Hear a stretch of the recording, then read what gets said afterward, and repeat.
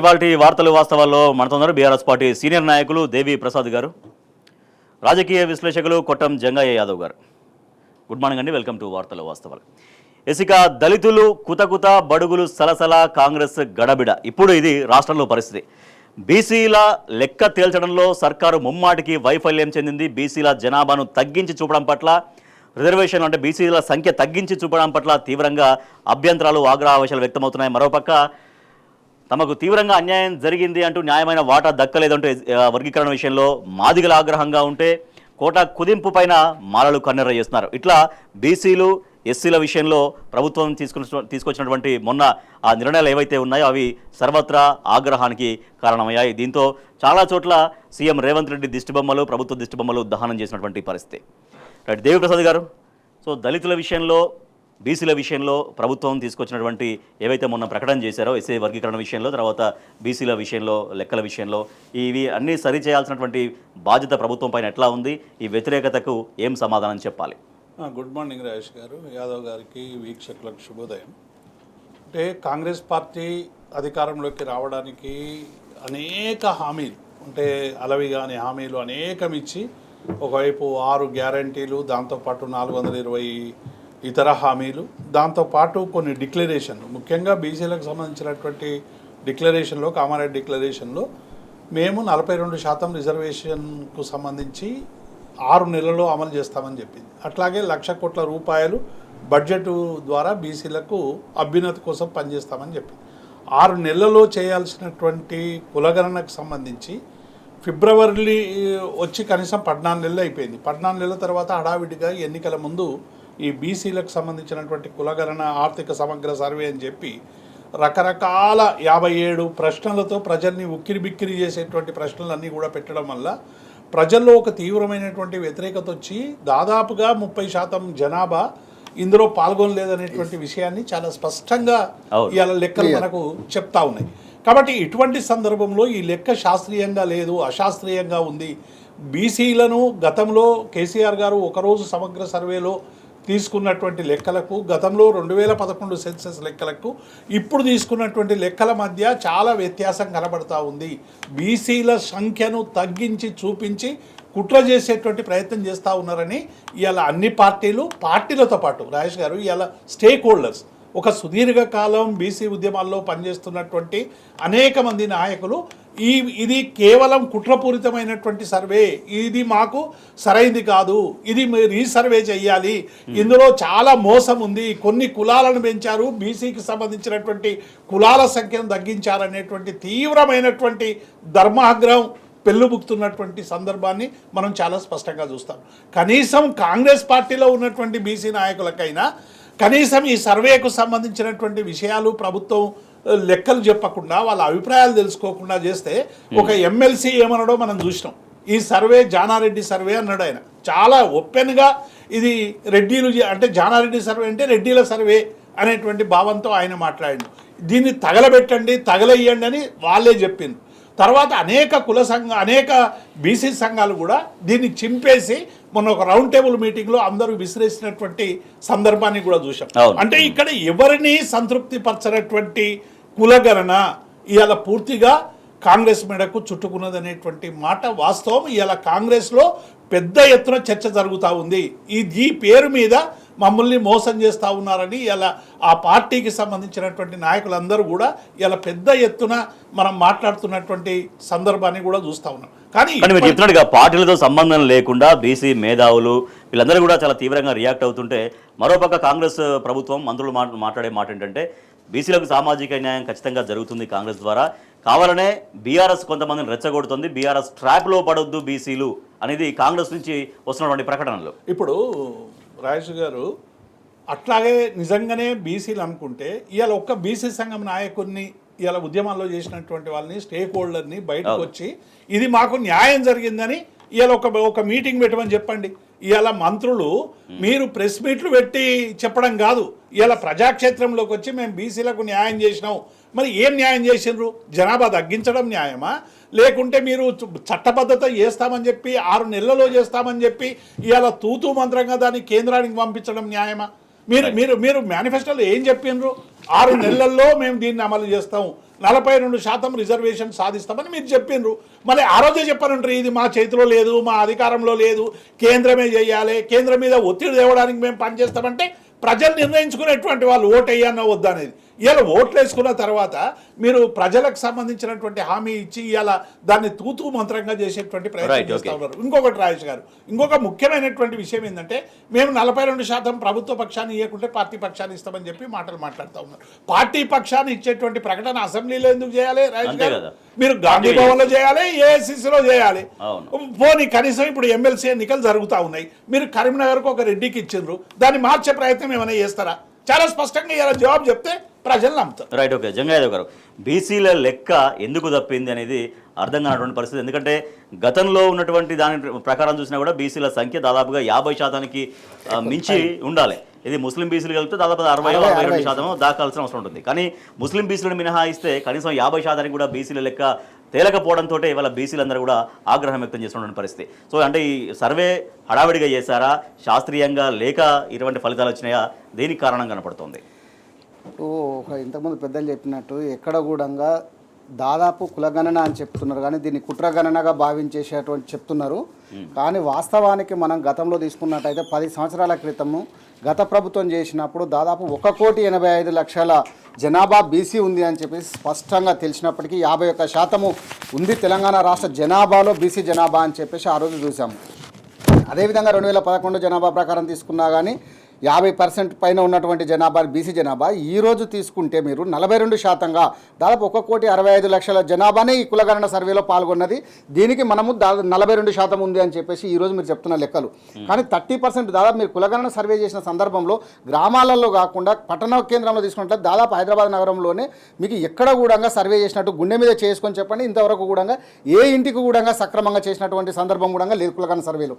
అంటే ఇక్కడ జనాభా కూడా పార్టిసిపేట్ చేయకుండానే మీరు రిపోర్ట్ ఇవ్వడము అంటే ఏదైతే రాహుల్ గాంధీ గారు ఏదైతే చెప్తున్నారో తెలంగాణ దిక్సూచి మీరు కులగణన సర్వేకు అని చెప్పేసి అని చెప్తున్నారు. కానీ కర్ణాటక కానీ మహారాష్ట్ర కానీ ఇక్కడ తీసుకున్నట్లయితే ఎక్కడ కూడా లేదు. అంటే వీరి యొక్క సమస్య ఏంటంటే రాజకీయంగా కానీ ఆర్థికంగా కానీ సామాజికంగా బీసీలకు వాళ్ళ ఫలాలు అందొద్దు అనే ఒక ఆలోచన విధానం ఈ కాంగ్రెస్ ప్రభుత్వంలో కనపడుతుంది. గతంలో మనం తీసుకున్నట్లయితే స్వాతంత్రం వచ్చిన తర్వాత కూడా నెహ్రూ గారు కూడా బీసీలకు ఎక్కడ కూడా న్యాయం చేయలేదు. విద్యా వైద్య రంగంలో మాత్రమే 27% బీసీలకు మనం అమలు చేస్తున్నటువంటిది సందర్భం మనం చూసిన సందర్భం. కానీ మిగతా ఎక్కడ కూడా రిజర్వేషన్లు కల్పించకపోవడం వలన అసెంబ్లీకి వెళ్ళాలనుకున్నప్పుడు కూడా మీరు ఎందుకు రిజర్వేషన్లు కల్పించలేకపోతున్నారు, చట్టబద్ధత ఎందుకు కల్పించలేకపోతున్నారు? పార్టీ పరంగా మీరు రిజర్వేషన్లు ఇస్తున్నప్పుడు బీసీ డిక్లరేషన్ మీరు పార్టీ మీటింగ్ పెట్టిన సందర్భంలో మేము పార్టీ పరంగా ఇస్తామని చెప్పేసి మీరు చెప్పుంటే ఆ రోజు చట్టబద్ధత కల్పించను అని మీరు స్పష్టంగా చెప్పుంటే ఆ రోజు మీకు చట్టబద్ధంగా మీకు ఈరోజు సీఎం పదవి వచ్చేది కాదేమో. అంటే మీరు ఏదో కళలో మాత్రమే ఆశల పల్లకిలో ఊరేగేవారే కానీ ఆ రోజు బీసీలని ఆశల పల్లకిలో ఊరేగించారు.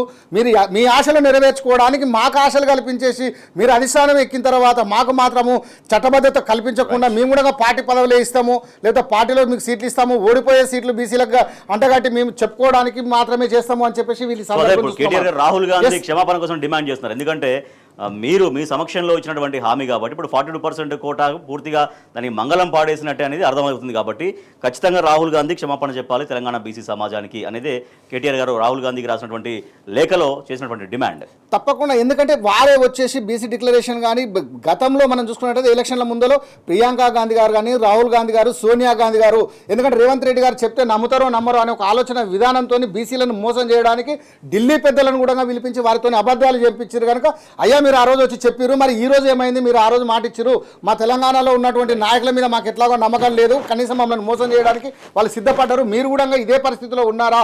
రాష్ట్ర వ్యాప్తంగా ఉన్నటువంటి బీసీలను ఈరోజు మోసం చేసినటువంటి ఈ ప్రభుత్వము మీ కాంగ్రెస్ ప్రభుత్వము మేము ఇచ్చినటువంటిది కనీసం చెప్పలేదు, కనీసం వారికి మీరన్నీ న్యాయం చేయండి, మీరు సవరించండి అని చెప్పేసి స్పష్టంగా చెప్తున్నారు. నిజంగా కూడా ఈరోజు తీసుకున్నట్లయితే మనం కేటీఆర్ గారు చేస్తున్నటువంటి సంకల్పం మీద దానికి అందరూ కలిసి వచ్చి, ఎందుకంటే కాంగ్రెస్ పార్టీలో కూడా మనం తీసుకున్నటువంటి చేస్తున్నటువంటి సందర్భం చూసిన అధికారంలో ఉన్నప్పటికీ కూడా వారిలో వారి సఖ్యత లేక ఎక్కడ కూడా కొరకరాని కొయ్యగా ఇంతకుముందు తగలబెట్టినట్టు కులగన్న సర్వే దాదాపు మనం ఒక ప్రభుత్వం ఇస్తున్నటువంటి దానిని వారి యొక్క ఎమ్మెల్సీ తగలబెట్టిండి అంటే ప్రజలకు ఎంత దాని మీద వ్యతిరేకత ఉంది అంటే వారి ఎమ్మెల్యేలలో ఎంత వ్యతిరేకత ఉంది, ప్రతిపక్షాలు చేస్తున్నారు, విమర్శిస్తున్నారు అని చెప్తున్నారు. మరి మీ ఎమ్మెల్యేలు విమర్శించేటువంటిది ఎందుకు బయటకు రావట్లేదు? తొక్కిపెట్టడానికి ప్రయత్నం చేస్తున్నారు. కానీ జనాలలో బీసీలకు న్యాయం చేయాలని ఒక ఆలోచన విధానము కానీ ఆలోచన కానీ మీలో ఎవరికైనా స్వయం ప్రకటిత మేధావులుగా ప్రకటించుకున్నటువంటి కాంగ్రెస్ నాయకులు ఈరోజు ఎక్కడ పోయారు? వాళ్ళు ఎక్కడ దాచుకున్నారు? ఎక్కడ ఎవరికి ఎందుకు న్యాయం చేయలేకపోతున్నారు? అంటే వారికి పదవులు వస్తే సరిపోతుందా? పార్టీలు పదవులు ఇచ్చినంత మాత్రాన మీరు కూర్చున్నారు, కానీ ప్రజలకు ఉన్నటువంటి న్యాయం ఎక్కడ చేస్తున్నారు? బీసీలను కానీ ఎస్సీలను కానీ తొక్కిపెట్టడానికి అవకాశం కోసం మీరు ఆలోచన ఓట్ల కోసం మాత్రమే వాడుకుంటున్నారు. కానీ వారిని సింహాసనం మీద కూర్చోబెట్టే ఆలోచన ఈ రోజు ఉన్నటువంటి ప్రభుత్వానికి ఏ కోశాన లేదని మనం స్పష్టంగా చెప్పొచ్చు. ఇక్కడ రెడ్డిగా బీసీలకు 42% కోటా ఇస్తామన్నటువంటి హామీ పూర్తిగా తుంగలో తొక్కినట్టే, దాన్ని పూర్తిగా విస్మరించినట్టు బీఆర్ఎస్ వర్కింగ్ ప్రెసిడెంట్ కేటీఆర్ ఆగ్రహం వ్యక్తం చేస్తున్నారు. ఈ మేరకు రాహుల్ గాంధీకి ఆయన లేఖ రాశారు. తెలంగాణ ప్రజలకు మీరు ఇచ్చినటువంటి 42% కోటా బీసీలకు స్థానిక సంస్థలు ఇస్తామని చెప్పిన మాటను ఇవాళ విస్మరిస్తున్నారు. కాబట్టి తెలంగాణ ప్రజలకు చాలా బహిరంగంగా రాహుల్ గాంధీ క్షమాపణ చెప్పాల్సిందే అంటూ BRS working president KTR demand చేస్తూ నిన్న రాహుల్ గాంధీకి లేఖ రాశారు. ఎస్సీ వర్గీకరణ విషయంలో అటు మాదిగలు సంతృప్తిగా లేరు, ఇటు మాలలు కూడా సంతృప్తిగా లేనటువంటి పరిస్థితి. మరోపక్క బీసీలు రగిలిపోతూనే ఉన్నారు. సో ఇటువంటి పరిస్థితుల్లో మరి ఏం చేసినట్టు, ఎవరిని సంతృప్తిపరచడం కోసం ఇవన్నీ ప్రభుత్వం చేసినట్టు అర్థం కానటువంటి పరిస్థితిలో ఉంది. రైట్ దేవిప్రసాద్ గారు, ఇటు ఎస్సీల విషయంలో సరే వాళ్ళనన్నా సంతృప్తిగా పరిచారంటే బీసీలు ఎట్లాగూ ఆగ్రహం వ్యక్తం చేస్తున్నారు. సొంత పార్టీలోనే రకరకాలుగా మనకు వాయిసెస్ వినిపిస్తున్నాయి. అట్ ద సేమ్ టైం మరి ఎస్సీ వర్గీకరణ విషయంలో ఎస్సీలైనా సంతృప్తిగా ఉన్నారంటే అది లేదు. సో ఎవరిని సంతృప్తి పరచకుండా ఈ ప్రహసనం అంతా దేనికి, ఎందుకోసం, ఎవరి కోసం? ఇప్పుడు రాజేష్ గారు కేవలం తూతు మంత్రంగా అంటే ఎస్సీల పట్ల కానీ బీసీల పట్ల కానీ బడుగు బలహీన వర్గాల పట్ల కానీ సరైనటువంటి చిత్తశుద్ధి కానీ సరైనటువంటి కన్సర్న్ కానీ లేదని ఈ రెండు విషయాల్లో కూడా చాలా స్పష్టంగా మనకు తేలిపోయినటువంటి అంశాన్ని చూసాం. రేవంత్ రెడ్డి గారు ఏం చెప్పినారు? ఏబిసిడి వర్గీకరణ రాగానే పార్లమెంట్లో ఆ రోజు మా అసెంబ్లీలో ప్రకటన చేసి ఒకవేళ అవసరమైతే ఇప్పుడున్నటువంటి నోటిఫికేషన్లు కూడా సవరించి వాళ్లకు ఏబిసిడి వర్గీకరణ ప్రకారం ఉద్యోగాలు ఇస్తామని ప్రకటించారు. చేసినరా? అంటే ఇవాళ ఎట్లయిపోయిందంటే ఏదో రాగానే స్పందించడం, ప్రజల్ని మభ్యపెట్టడం, ఉన్న సమస్యల్ని డైవర్షన్ పాలిటిక్స్ చేయడం తప్ప అసలు ఎస్సీల పట్ల వీళ్ళకి ఏమాత్రం లేదు. నిన్న అంటే ఈ మొత్తం ఎంఆర్పిఎస్ ఉద్యమానికి కీలక భూమిక పోషించినటువంటి నాయకుడు కృష్ణమాదిగ. ఆయన ఏ పార్టీలోనే ఉన్నది. మా పార్టీని వ్యతిరేకించినా, మా పార్టీని తిట్టినా, మా పార్టీ పట్ల కన్సర్న్ చూపకపోయినా మేమందరం కూడా కృష్ణమాదిగ ఈ పోరాటానికి నాంది అనేటువంటి విషయంలో మేమందరం కూడా చాలా స్పష్టంగా చరిత్ర దాన్ని పెడితే కాదు అది. కాబట్టి మాదిగలకు 11% రిజర్వేషన్ కల్పించాల్సిందే అని చెప్పి నిన్న కృష్ణమాదిగ గారు ప్రెస్ మీట్ పెట్టి చాలా స్పష్టంగా చెప్పాడు. ఇదే కాంగ్రెస్ పార్టీ గతంలో ఎన్నిసార్లు వీటికి సంబంధించినటువంటి విషయంలో వ్యతిరేకించింది. మండల్ కమిషన్ రిజర్వేషన్లే వ్యతిరేకించినటువంటి పార్టీ కాంగ్రెస్ పార్టీ. ఆ రోజు మండల్ కమిషన్ పూర్తిగా వ్యతిరేకించింది. ఇవాళ ఎస్సీలకు సంబంధించి కేసీఆర్ గారి సమగ్ర సర్వేలో ఎస్సీలకు 63,66,158 అంటే 18% ఎస్సీలు ఉన్నారని చెప్పి ఆ రోజు సమగ్ర సర్వేలో వచ్చినటువంటి అంశం. కానీ వీళ్ళు తీసిన లెక్కలు ఏమైంది? 61,84,844 కుదించారు. అంటే ఇప్పుడు ఏమైపోయిందంటే ఈ పర్సెంటేజ్ ఎట్లా తగ్గింది? కేవలం ఒక ఎస్సీల పర్సెంటేజ్, బీసీల పర్సెంటేజే తగ్గుతుంది, మిగతా సంగతి లేదు. అట్లాగే నిన్న కృష్ణమాదిగ 2-3 మౌలికమైనటువంటి అంశాలు కూడా లేవదీసిండు. మా ఎస్సీ వర్గీకరణలో ఒకటి మా జనాభా ఎక్కువ పెరిగింది, మమ్మల్ని కుట్ర చేశారు. మిగతా కులాలకు సంబంధించినటువంటి వాటి కూడా ఇందులో ఇంక్లూడ్ చేసి మా మధ్య మాకే యుద్ధం పెట్టేటువంటి ప్రయత్నం చేశారని వాళ్ళు చాలా 3 గ్రూపులు ఎట్లా నిర్ణయిస్తారని చెప్పి అసలు స్టేక్ హోల్డర్లకు సంబంధించినటువంటి ఏమంటారు అభిప్రాయాలు కానీ, వాళ్ళ ఆలోచన కానీ, వాళ్ళ ఆవేదన కానీ సరైనటువంటి రీతిలో అర్థం చేసుకోకుండా ఇవాళ ఇచ్చినటువంటి 2 విషయంలో కూడా. అందుకే మా కేటీఆర్ గారు నేను స్పష్టంగా రాహుల్ గాంధీకి లేఖ రాసి మీరు పార్లమెంట్ను తప్పుదో పట్టిస్తున్నారు, 90% బడుగు బలహీన వర్గాలు ఉన్నారని చెప్పినటువంటి దానిలో ఇక్కడ 90% కనబడతలేదు కదా, మీరు పార్లమెంటును తప్పుదో పట్టిస్తున్నారని చెప్పి బీసీల జనాభా తగ్గింది, ఎస్సీల జనాభా తగ్గింది.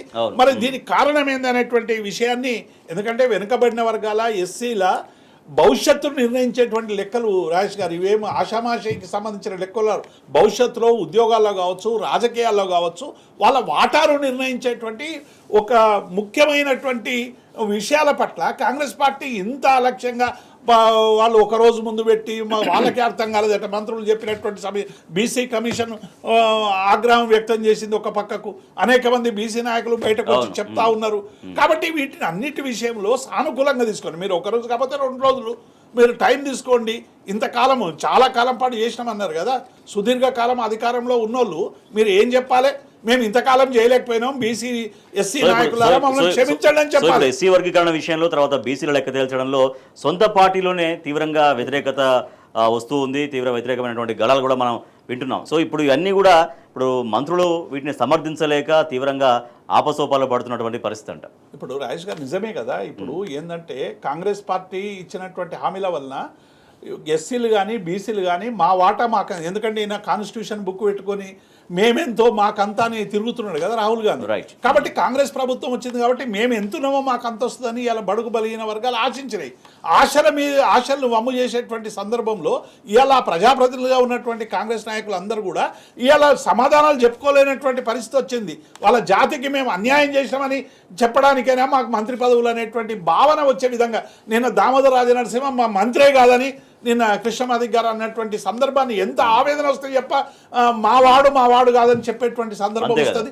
కాబట్టి ప్రభుత్వంలో మా వాటా నిర్ణయించేటువంటి క్రమంలో మా పక్షాన ఉండి నువ్వు పొట్లాడలేదు అనేటువంటి భావన ఇవాళ వస్తూ ఉంటే డెఫినెట్గా అంతరంగంగా ఇవాళ కాంగ్రెస్ పార్టీలో ఒక పెద్ద ఎత్తున కుతకుత నడుస్తూ ఉన్నది, గడబడు జరుగుతూ ఉన్నది. డెఫినెట్గా ఇది మెల్లమెల్లగా వ్యాపించి ఇది ఒక ప్రకంపనలాగా మారి డెఫినెట్గా ఈ ప్రభుత్వానికి ముప్పు ఏర్పడేటువంటి ప్రమాదం ఉందనేటువంటి విషయాన్ని ఇవాళ ప్రభుత్వం గమనించాల్సినటువంటి అవసరం ఉంది. రైట్ జంగాదేవ్ గారు, ఇదే విధంగా అంటే ఎస్సీ వర్గీకరణ విషయంలో వాళ్ళు సంతృప్తికరం లేకపోవడం, బీసీల విషయంలో వాళ్ళు సంతృప్తికరం లేకపోవడం, సో ఇట్లాగే ముందుకెళ్తే మరి దాని ఫలితాలు, ఆ వర్గీకరణ ఫలితాలు లేదంటే బీసీల లెక్క ఫలితాలు ఎట్లా రిఫ్లెక్ట్ అయ్యే అవకాశం ఉంది, మొత్తం ఎట్లా తారుమారు అయ్యే అవకాశం ఉంది అంత టోటల్గా వ్యవస్థ అంతా? ఇక్కడ వాస్తవంగా చెప్పాలంటే ఫస్ట్ నుంచి కూడా కాంగ్రెస్ పార్టీ బీసీ వ్యతిరేకిగా మనము ఫస్ట్ నుంచి చెప్పొచ్చు. ఎందుకంటే గతంలో తీసుకున్నట్లయితే కాంగ్రెస్ పార్టీ అంటేనే కులాల కుంపటి పెట్టడం, లబ్ధి పొందడం, రాజకీయంగా అధికారం సాధించుకోవడం కోసమే కులాల కుంపటి కాంగ్రెస్ పార్టీ పెడితే మతాల మంటలు బీజేపీ పార్టీ పెట్టి స్వలాభం కోసం అధిష్టానం ఎక్కుతుంది తప్ప ఎక్కడ కూడా వీళ్ళు న్యాయం బీసీలకు కానీ ఎస్సీ ఎస్టీలకు కానీ న్యాయం చేసినటువంటి చరిత్ర ఏనాడు కూడా ఈ కాంగ్రెస్ పార్టీ కానీ బీజేపీ పార్టీ కూడా లేదని మనం స్పష్టంగా చెప్పొచ్చు చూసుకున్నట్లయితే. కానీ ఈరోజు మీరు తీసుకున్నట్లయితే కాంగ్రెస్ పార్టీ గతంలో చేస్తున్నటువంటి హామీలు అంటే అవి కానీ హామీలు ఏదైతే ఇచ్చి ముందు అధికారంలో నిలబెట్టుకోవడానికి చేస్తున్నారో ఉపన్యాసాలకే పరిమితం అవుతున్నాయి, మీటింగ్లలోనే మాత్రమే వీళ్ళు చెప్తున్నారు. కానీ చట్టసభల్లో ఎందుకు చేయట్లేదు? మీరు నిజంగా చట్టసభల్లో చేసినట్లయితే రిజర్వేషన్లు మాకు చేస్తే అన్నిటికీ కూడా మీకు వర్తిస్తుంది. కానీ మీరు మాటలకు మాత్రం చెప్తున్నారు, కానీ అధికారం రాగానే ఎక్కడ కూడా వారిని మరుగున పడేస్తూ వారిని ఎక్కడ రాజకీయంగా ఆర్థికంగా వీరు లబ్ధి పొందుతారో. ఎందుకంటే సామాజికంగా కూడా మీరు తీసుకున్నట్లయితే రాజకీయంగా చట్టసభల్లో ఎక్కువ బీసీ రిజర్వేషన్ ఉన్నట్లయితే, చట్టసభల్లో ఎక్కువ బీసీలు వచ్చినట్లయితే వీరు ఎక్కడ ఏళ్తారో రాజ్యాన్ని అనే ఒక ఆలోచన విధానంతో ఒక ఫేక్ సర్వేతోని ముందర ఏదో చెప్తూ తూతూ మంత్రంగా సర్వేని కంప్లీట్ చేసేసి సంవత్సర కాల వ్యవధి తీసుకున్నప్పటికీ కూడా 100% ఎక్కడ కూడా సర్వే జరిగిందని అయితే మాత్రం రిపోర్ట్ కూడా ఎక్కడ కూడా రాలేదు. కానీ ఏదో తూతు మంత్రంగా చేసేసి అయిపోయిందని చెప్పేసి నివేదిక పంపించేసి అక్కడ రాహుల్ గాంధీ గారితో చిలక పలుకులు పలికించేసి పార్లమెంట్లో అయిపోయింది, తెలంగాణని మీరు చూసి ఆదర్శంగా తీసుకోండి, కులగణన చేయండి అని చెప్పేసి దేశానికి ఇదేదో పెద్ద ఘనకార్యం చేసినాము కాంగ్రెస్ పార్టీ వచ్చిన తర్వాత అని చెప్తున్నారు. కానీ గతంలో తీసుకొని మీరు బీఆర్ఎస్ ప్రభుత్వం చేసినటువంటి సర్వే కంపారిజన్ చేసినట్లయితే ఆ రోజు ఉన్నటువంటి జనాభా ఈ రోజు ఎక్కడ పోయింది?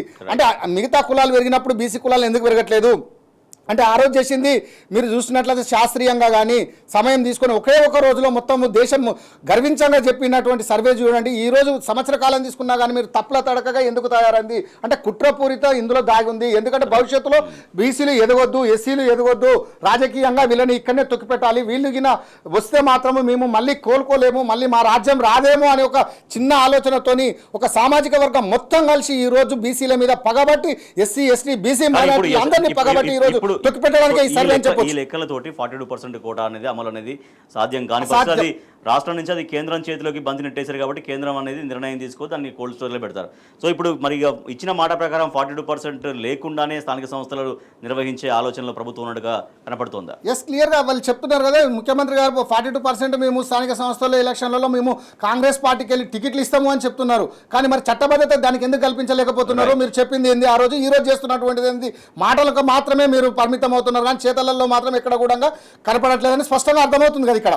రైట్ దేవిప్రసాద్ గారు, అంటే ఇక ముఖ్యమంత్రి కూడా అర్థమైందా ఇప్పుడు కేంద్రం దీనిపైన నిర్ణయం తీసుకోదు కాబట్టి ఇప్పుడు మళ్ళీ ఫేస్ సేవింగ్ చేసుకోవడం కోసమైనా కూడా మేము పార్టీ పరంగా 42% రిజర్వేషన్లు ఇచ్చే విధంగా అట్లా సీట్స్ ఇస్తామని చెప్పడం అనేది దీన్ని ఏ రకమైనటువంటి ప్రకటనగా అర్థం చేసుకోవాలి? రాజేష్ గారు, అంటే రాజకీయ ప్రక్రియలో పాల్గొన్నటువంటి వాళ్ళు లేకుంటే పార్లమెంటు రాజకీయాల్లో లేని వాళ్ళు, ఒక అధికారం చేపట్టిన వాళ్ళు మాట్లాడేటువంటి మాటలు హామీల విషయంలో కొంత మనం అర్థం చేసుకోవచ్చు, అవగాహన లేదని.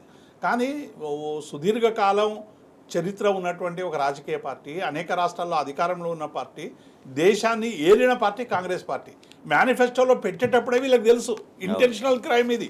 వాళ్ళకు మేనిఫెస్టోలో పెట్టేటప్పుడే ఈ 42% రిజర్వేషన్ సాధ్యం కాదని తెలిసినప్పటికీ కూడా ప్రజలను మోసం చేయాలని పెట్టినటువంటి 42%.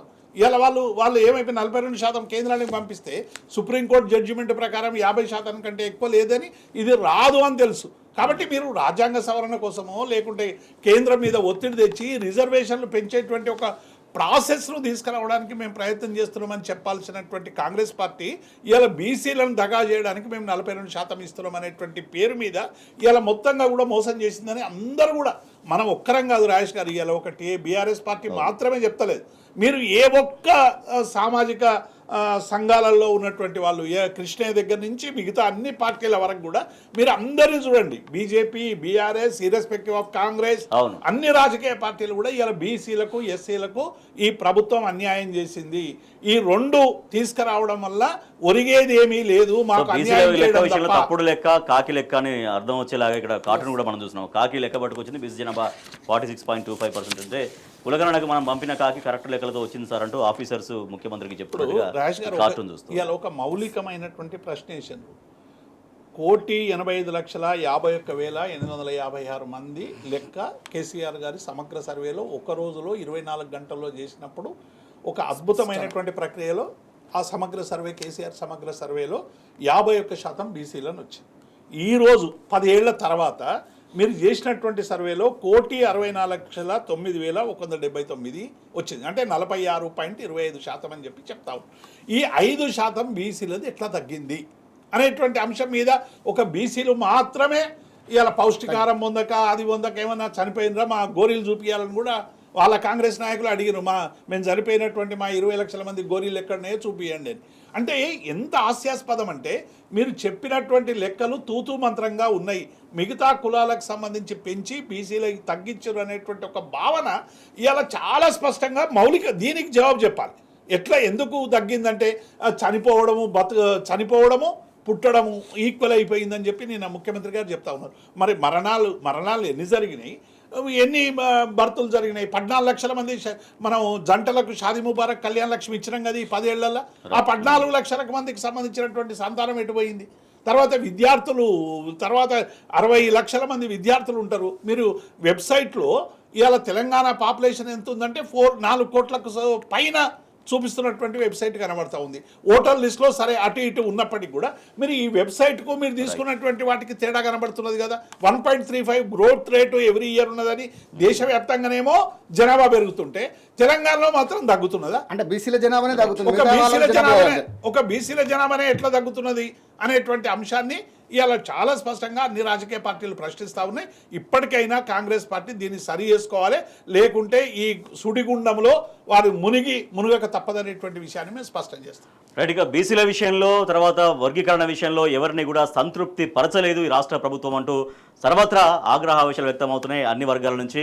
అటు రాజకీయ పార్టీల నుంచే కాకుండా సామాజికవేత్తల నుంచి కూడా, ఒక మేధావుల వర్గం నుంచి కూడా తీవ్రంగా అభ్యంతరాలు వ్యక్తమవుతున్నాయి. వర్గీకరణ కూడా సాటిస్ఫైగా జరగలేదు, అటు మాదిగల్ని సంతృప్తిపరచలేదు, మాలల్ని సంతృప్తిపరచలేదు. బీసీల లెక్క విషయం తీసుకున్నా కూడా బీసీల ఆగ్రహానికి ప్రభుత్వం గురైంది.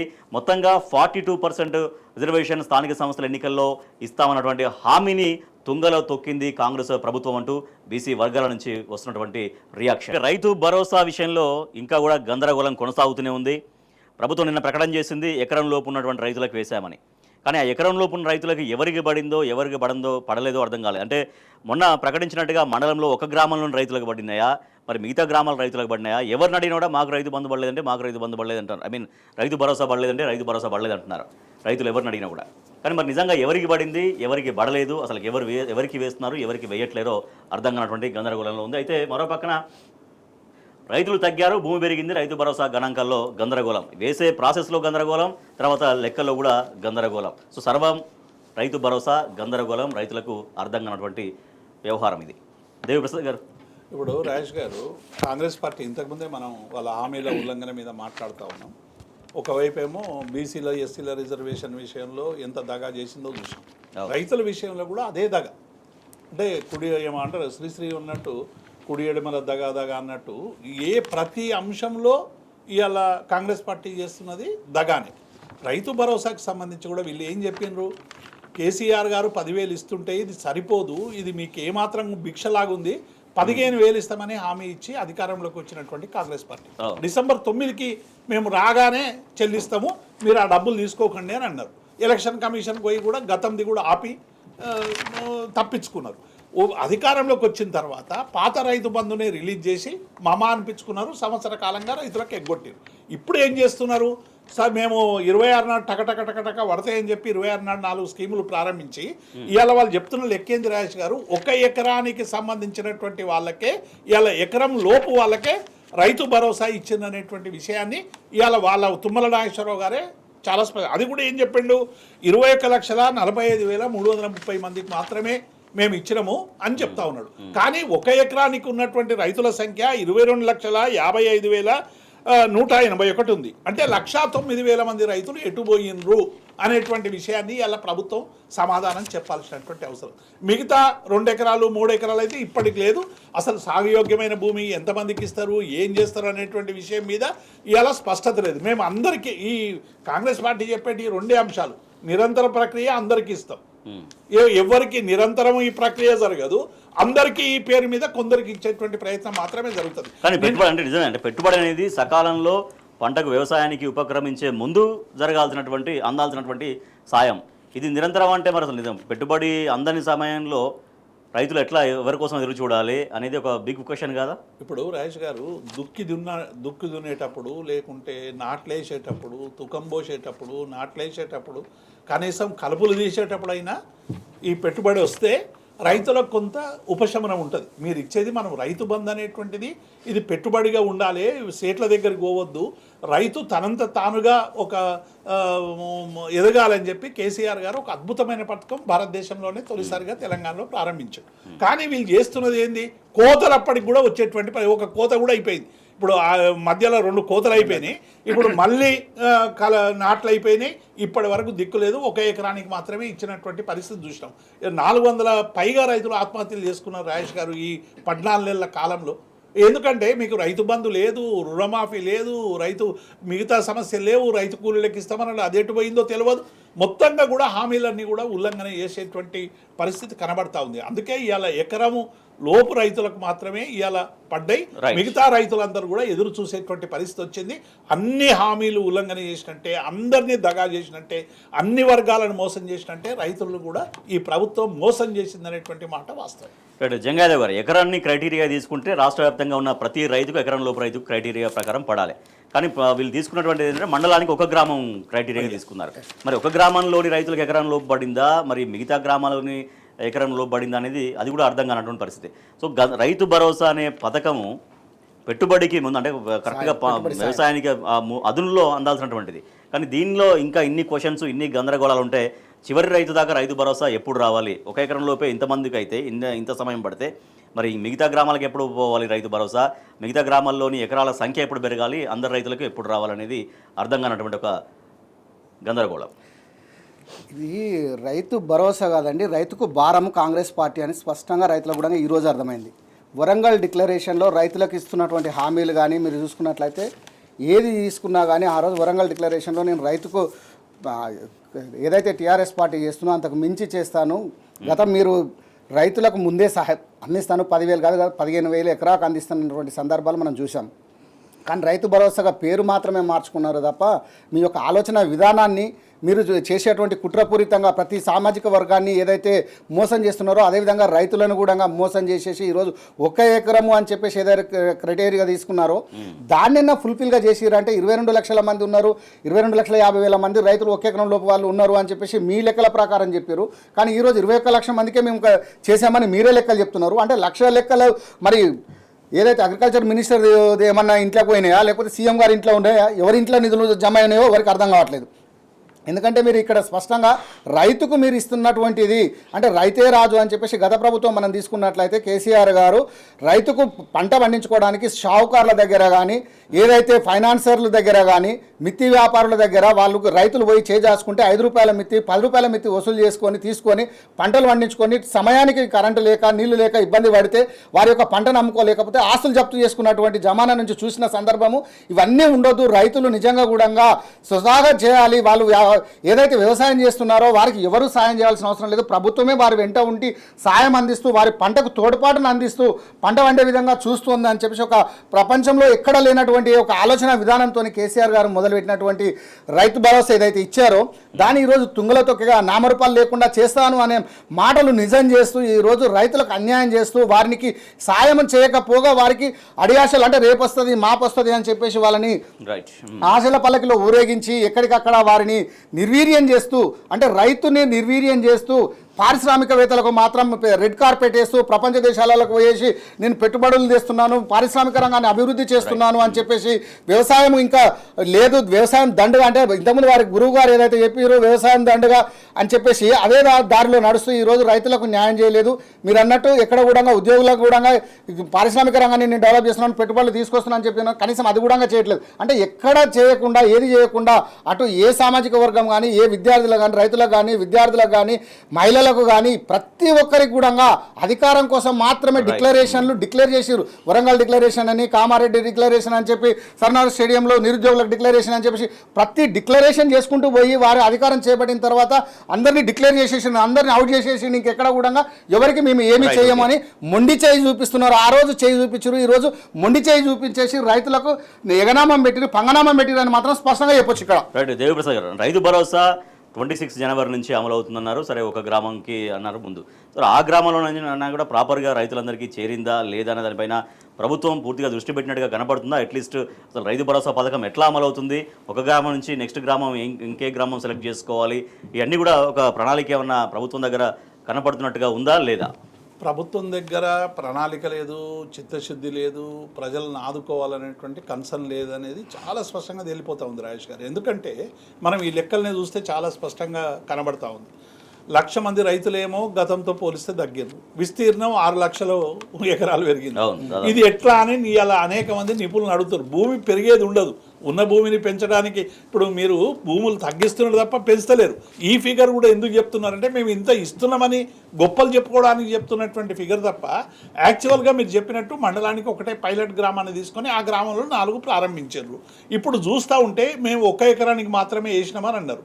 గతంలో కేసీఆర్ గారి ప్రభుత్వంలో ఎట్లా ఉండే రైతు భరోసా కరెక్ట్గా 1 ఎకరం ఒక రోజు, 2 ఎకరం 2 రోజు, 3 ఎకరం 3 రోజు, ఇట్లా పర్ గ్యాప్ ఆఫ్ 10 డేస్లో మొత్తంగా కూడా రైతులకు అందరికి కూడా రైతు భరోసా పడేది. ఇవాళ 26న ప్రారంభించినటువంటి రైతు భరోసా ఇవాళ మనం 5వ తారీఖులో ఉన్నాం. ఇప్పటి వరకు కూడా మరి ఏం జరిగిందో మనం అందరం కూడా చూస్తూ ఉన్నాం. కాబట్టి మొత్తంగా కూడా కాంగ్రెస్ పార్టీ ఇచ్చినటువంటి హామీలు అమలు చేస్తున్నాం, తడుముతాం. ఇప్పుడు మనం కబడ్డీ ఆడితే ప్లే ఆడకుండా డెడ్ లైన్ ఇట్లా కొట్టుకొని వచ్చేస్తాం అంతే.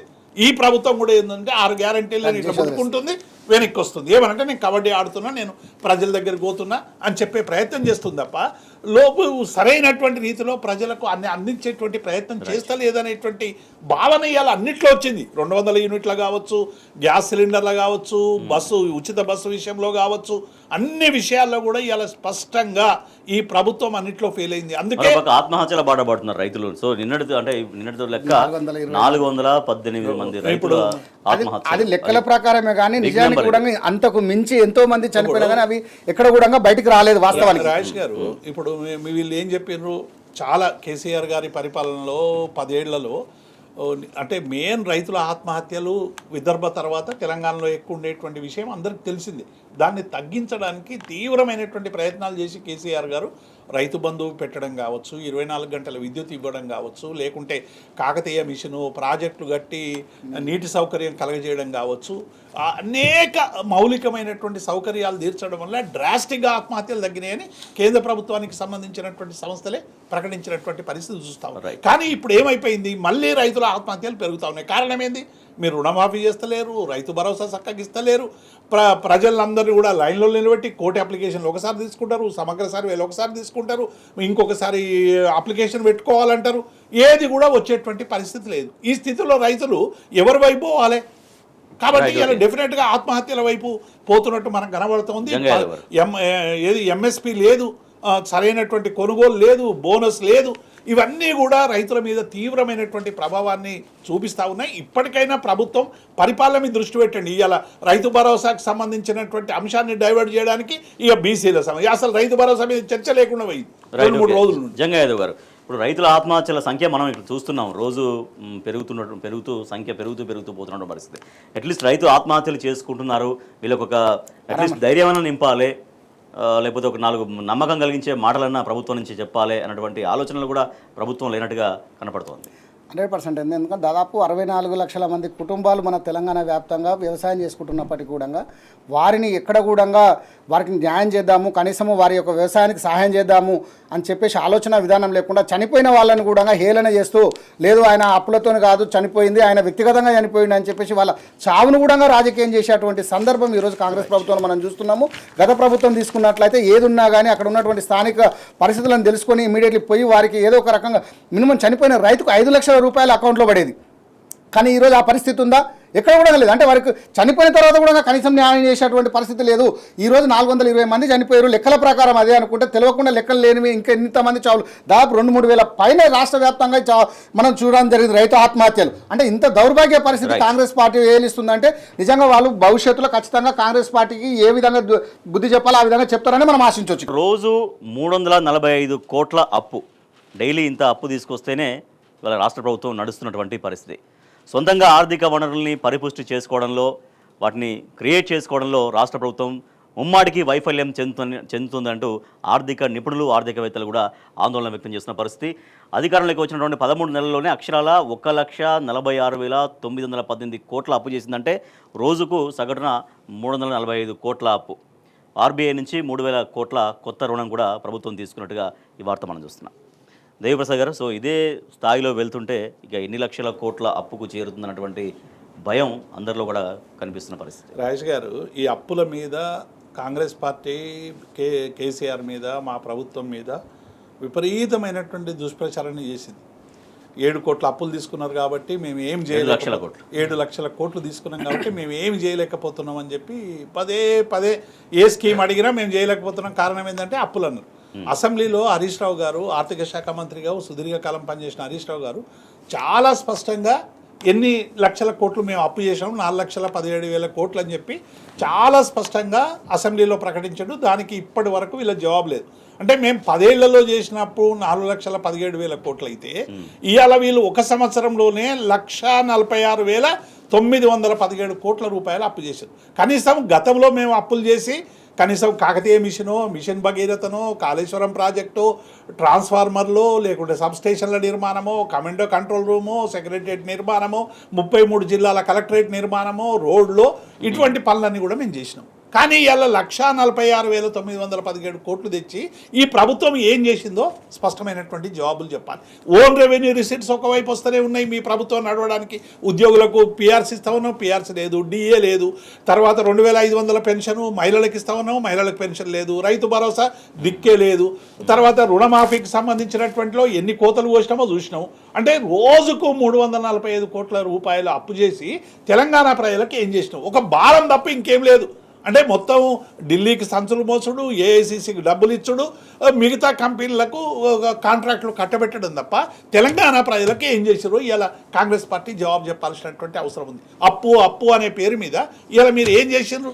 ఏ ఒక్క పని కూడా చేయలేనటువంటి పరిస్థితి చాలా స్పష్టంగా కనబడతా ఉంది. ఈ అప్పులు ఏమైపోయినాయో తెలంగాణ ప్రజానికి జవాబు. ఇట్లనే అప్పులు చేసుకుంటూ పోతే వీళ్ళు పోయే వరకు 14 లక్షల కోట్ల అప్పులు చేస్తారు రాజేష్ గారు.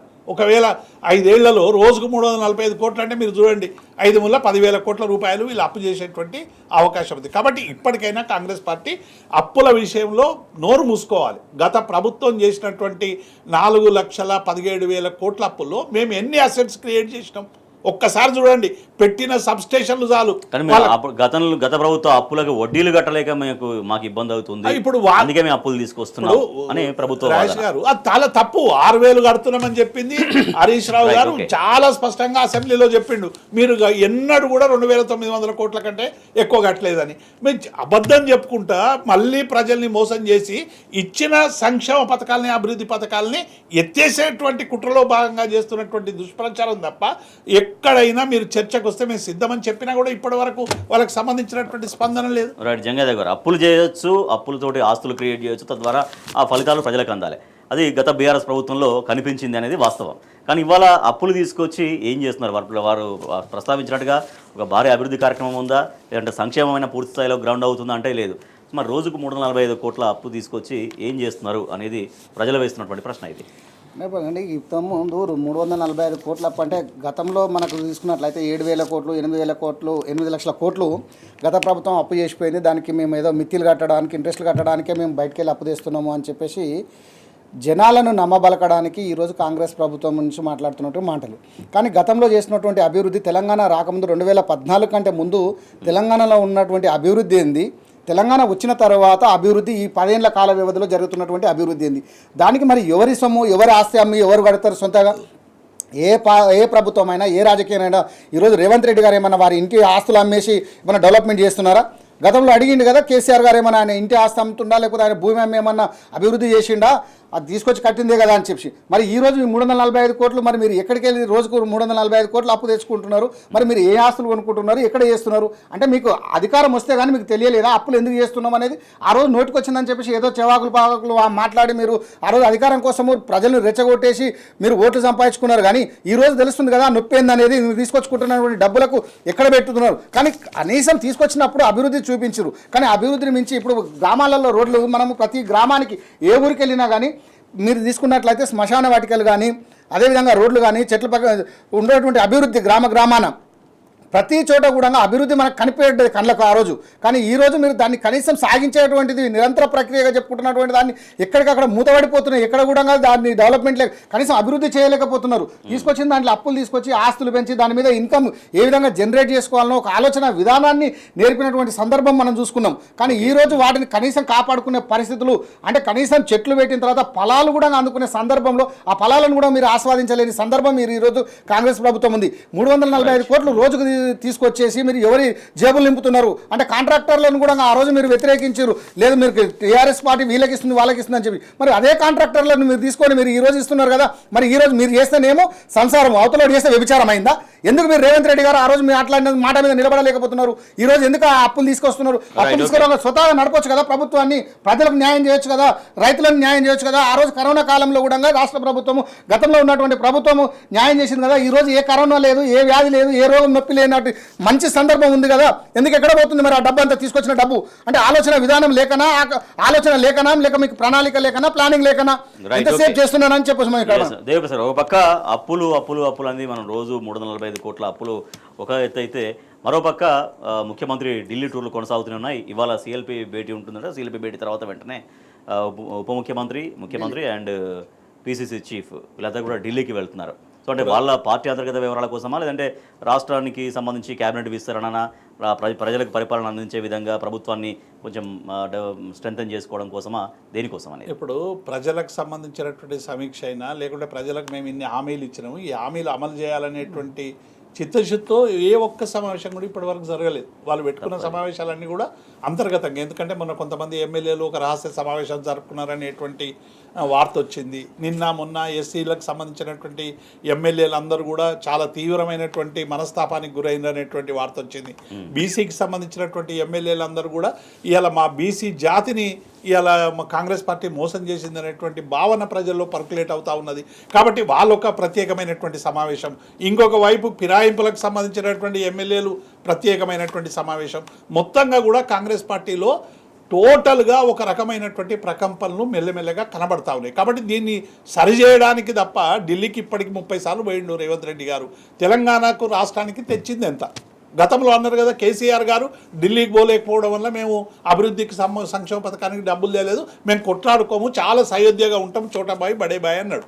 మరి చోటాబాయి బడేబాయి ఈ రాష్ట్రానికి ఏం తెచ్చిర్రు? మన బడ్జెట్లో వాళ్ళే చెప్పారు కదా గాడిది గుడ్డని. మేము గతంలో మీరు అడగక, మీరు ఆయనకు దండం పెట్టక, మీరు ఆయన కాలు మొక్కక తీసుకురాలేదన్నారు. 30 సార్లు కాలు మొక్కి ఏం తెచ్చినావు? ఈ రాష్ట్రానికి తెచ్చింది ఏంది? ఈ రాష్ట్రం మళ్ళీ ఇప్పుడు ఏమంటున్నావు? మోదీ ఇస్తలేడు అన్నావు. మేము ఎన్నడో చెప్పినాం కదా ఈ విషయాన్ని, మేము సయోధ్యతో తెస్తామని చెప్పినాం, ఇప్పటికీ రాలేదు. కాబట్టి ఈ సమావేశాలన్నీ కూడా అంతర్గతంగా ఉన్నటువంటి సమస్యల పరిష్కారం కోసం తప్ప రుణమాఫీ సంపూర్ణ అమలు కోసం కానీ, రైతు భరోసా సంపూర్ణ అమలు కోసం కానీ కాదనేటువంటిది చాలా స్పష్టం రాజేష్ గారు. ఇవన్నీ అంటే వారు చెప్పినట్టుగా పార్టీ అంతర్గత వివరాలు, వాటికి తోడేమైందంటే ఇప్పుడు ఫిరాయింపు ఎమ్మెల్యేలకు సంబంధించి సుప్రీంకోర్టు చాలా సీరియస్గా ఉండడం, ఇక్కడ నుంచి అసెంబ్లీ కార్యదర్శి ఏమో వాళ్ళకి నోటీసులు జారీ చేయడం, ఉప ఎన్నికలు తప్పేలా లేవు అన్నటువంటి వాతావరణం కూడా క్రియేట్ అయినటువంటి పరిస్థితుల్లో అసలు రాహుల్ గాంధీ గారేమో ఎక్కడ కూడా ఎమ్మెల్యేలను మేము ప్రోత్సహించాము, ప్రతిపక్షం వాళ్ళని ఎమ్మెల్యేలను మేము తీసుకోము, ఒక పార్టీ మీద గెలిచిన వాళ్ళని ఆయన చెప్తాడు. ఇక్కడ మాత్రం రేవంత్ రెడ్డి గారు మాత్రం రెడ్ కార్పెట్ వేసి అందరినీ తీసేసుకుంటున్నాడు. అంటే రేవంత్ రెడ్డి గారి యొక్క ప్లానింగ్ వేరు, అక్కడ రాహుల్ గాంధీ గారి ప్లానింగ్ వేరు. అంటే దీన్ని మసిపూసి మారడికాయ వేయడానికి మాత్రమే, అంటే జనాల యొక్క దృష్టిని మరల్చాలి, అభివృద్ధి ఏది అని అడుగుతారేమో అని చెప్పేసి గడికొకసారి, అంటే ప్రతి ఒక్కసారి అంటే నెలలో ఒక 3-4 సార్లు మినిమం అక్కడికి దాకా పోవాలి, వాళ్ళకి ఏదో ఒకటి అప్పచెప్పాలి, ప్రదక్షిణ చేసుకుని దక్షిణ పెట్టేసి వచ్చే పరిస్థితి కనబడుతుంది. గతంలో కేటీఆర్ గారు స్పష్టంగా చెప్పారు, కనీసం యూరిన్ పోవాలంటే కూడా వాళ్ళ పర్మిషన్ తీసుకోవాల్సిన సందర్భం ఏర్పడుతుంది, కాంగ్రెస్ పార్టీ ఏర్పడుతుంది అని చెప్పేసి ఆ రోజు చెప్పారు. అదే నిజమని ఈరోజు మనము ప్రత్యక్షంగా కూడా చూస్తున్నాము. ఇదే మంత్రులు కానీ మిగతా చైర్మన్లు కానీ చెప్పేసి అభివృద్ధి చూసి రావడానికి అని చెప్పేసి విదేశాలకు అప్పులు చేసి మరీ పంపిస్తున్నారు, కానీ చూసొచ్చిన తర్వాత చేసేది ఏం లేకుండా పోతుంది. అంటే చూడడానికి ఖర్చు పెట్టే ఈ 345 కోట్లు అనుకోండి, రోజుకు 345 కోట్ల రూపాయలు ఏదైతే అప్పు చేస్తారో దాన్ని ఏంటంటే వాళ్ళ యొక్క విహారయాత్ర కింద దాన్ని మలుచుకుంటున్నారు మంత్రులు కానీ, ఎమ్మెల్యేలు కానీ, మిగతా అధికారులు కానీ. అంటే ఇట్లాంటి దానికోసము దాన్ని అప్పు చేసి మరీ అంత దూరం పోయి చూడాల్సిన అవసరం లేదు. కానీ అయినా కానీ రాష్ట్రం మీద భారం పడుతున్నప్పటికీ కూడా ఆలోచన విధానం లేకుండా, రాష్ట్ర ప్రజలకు న్యాయం చేయాలని ఒక ఆలోచన లేకుండా, మా యొక్క పదవులు ఏ విధంగా కాపాడుకోవాలి, అంతర్గత ఉన్నటువంటి విభేదాలను ఏ విధంగా సమస్యలను పరిష్కరించుకోవాలి, దాని మీద ఉన్నటువంటి ఇంట్రెస్ట్ కానీ, దానికి ఇచ్చే సమయం కేటాయింపు కానీ ఎక్కడ కూడా ప్రజల యొక్క విన్నపాలు వినడానికి కూడా కనీసం ఎమ్మెల్యేలు గ్రామాలకు పోయే స్థాయి ఈరోజు కనపడట్లేదు. ఎందుకంటే మేము చేస్తున్నది ఏంటి అని చెప్పేసి బహిరంగ సభలలో, గ్రామ మీటింగ్లలో పెట్టినట్టయితే అధికారులను కూడా ఈరోజు ప్రజలు నిలదీసేటువంటి పరిస్థితి. అధికారులను నిలదీస్తున్నారు, మాకు ఓటేసినారు ఎమ్మెల్యేలకు, మీదేమైందయా, మీరు చెప్పింది ఏంది, మీ ప్రభుత్వం చేస్తున్నది ఏంది అని చెప్పేసి అడుగుతారనే ఆలోచనతో ఎమ్మెల్యేలు కూడా గ్రామాలలో తిరగలేక సొంత ఎమ్మెల్యేలే ఈరోజు సీఎం గారికి మొరబెట్టుకునేటువంటి దౌర్భాగ్య పరిస్థితి ఈరోజు కాంగ్రెస్ పరిపాలన ఉన్నదని మనం స్పష్టంగా చెప్పవచ్చు. చివరిగా దేవిప్రసాద్ గారు, పార్టీ మారినటువంటి ఎమ్మెల్యేలు ఎవరైతే ఉన్నారో వాళ్ళపైన బీఆర్ఎస్ పార్టీ చాలా తీవ్రంగానే, చాలా సీరియస్గానే పరిగణించింది. ఆ రకంగా పరిణామాల కోసం కూడా బీఆర్ఎస్ పార్టీ ప్రయత్నం చేస్తూనే ఉంది. సో నిజంగా ఉప ఎన్నికలు వచ్చే పరిస్థితి కనిపిస్తుందా? సుప్రీంకోర్టు సూచనలు, ఆర్డర్స్ చూస్తుంది. డెఫినెట్గా ఫిరాయింపులైనటువంటి ఎమ్మెల్యేలకు సంబంధించినటువంటి అన్ని ఆధారాలతో మాకు చట్టపరంగా ఉన్న రాజ్యాంగబద్ధంగా మాకున్నటువంటి హక్కులను వినియోగించుకునేటువంటి క్రమంలో మేము కోర్టును ఆశ్రయించడం, వీళ్ళని డిస్క్వాలిఫై చేయాలని చెప్పినాం. కానీ స్పీకర్ ఇప్పటి వరకు చర్య తీసుకున్నటువంటి సందర్భంలో ఇలా సుప్రీంకోర్టులో కూడా వేసినటువంటి సందర్భం 10వ తారీఖు చాలా స్పష్టమైన ఆధారాలు ఉన్నాయి. ఉదాహరణకు దానం నాగేందర్ గారు అసలు కాంగ్రెస్ పార్టీ బీఫామ్ మీదనే మా పార్టీ శాసనసభ్యుడిగా ఉన్నప్పుడు పోటీ చేసినటువంటి సందర్భం కనబడుతుంది. మిగతా అందరికి కూడా ముఖ్యమంత్రి గారు కండవాలు కప్పి ఎట్లా తీసుకుపోయినారో వీడియోలు, ఆడియోలు అన్నీ కూడా ఉన్నాయి. కాబట్టి ఈ ఫిరాయింపుదారులు ఎవరెవరైతే ఉన్నారో వాళ్ళ అన్ని నియోజకవర్గాల్లో కూడా ఇలా డెఫినెట్గా ఉప ఎన్నికలు వచ్చేటువంటి స్పష్టంగా కనబడతా ఉంది. ఎందుకంటే అసలు స్పీకర్ను మీరు ఏమనలేరు, మొన్న సుప్రీంకోర్టు ఇచ్చినాకనే కదా నోటీసులు ఇచ్చింది, ఇవ్వాలి దాని మీద విచారణ వెళ్తుంది. డెఫినెట్గా న్యాయపరంగా మా బీఆర్ఎస్ పార్టీ చేసినటువంటి వాదన కావచ్చు, మాకున్నటువంటి హక్కుని కానీ ఉపయోగించుకొని చేస్తున్నటువంటి ప్రయత్నం సఫలం కాబోతుంది. అందుకే మా బృందం కూడా ఢిల్లీకి పోతున్నట్టుగా వార్తలు వస్తూ ఉన్నాయి. డెఫినెట్గా దీని మీద మేము చాలా సీరియస్గా ఉన్నామనేటువంటి విషయాన్ని మేము స్పష్టం చేస్తాం. రైట్, అదే భయం ఎమ్మెల్యే కూడా పట్టుకున్నట్టుగా తప్పకుండా పట్టుకున్నది కాబట్టి డెఫినెట్గా మా స్థానంలో ఉప ఎన్నికలు వస్తున్నాయి, అనవసరంగా మేము పార్టీ మారామేమో అన్నటువంటి అంతర్మదనం కూడా వస్తున్నట్టు పార్టీ మారినాక ఆ పార్టీ మీద గెలిచేటువంటి అవకాశం కూడా లేదు కదా, కనీసం పార్టీ మారి అధికార పార్టీలో రాజేష్ గారు. దాంట్లో గెలుస్తామనే నమ్మకం కూడా లేకుండా పోయింది వాళ్ళకు. అందుకే నిన్న సమావేశం జరిగింది దానం నాగేందర్ ఇంట్లో ఫిరాయింపుదారుల ఎమ్మెల్యేల సమావేశం జరిగి అయ్యో అటు కాకుండా నా గర్కా నా ఘాట్కా అయిపోయినావు రేపు ఏం చేయాలనేటువంటి మదనంతో నిన్న సమావేశం జరిగినట్టు కూడా వార్తలు వచ్చాయి. Right thank you so much Devi Prasad garu, thank you so much Jangaiah Yadav garu. ఇది ఇవాల్టి వార్తలు వాస్తవాలు. చూస్తూనే ఉండండి టీ న్యూస్.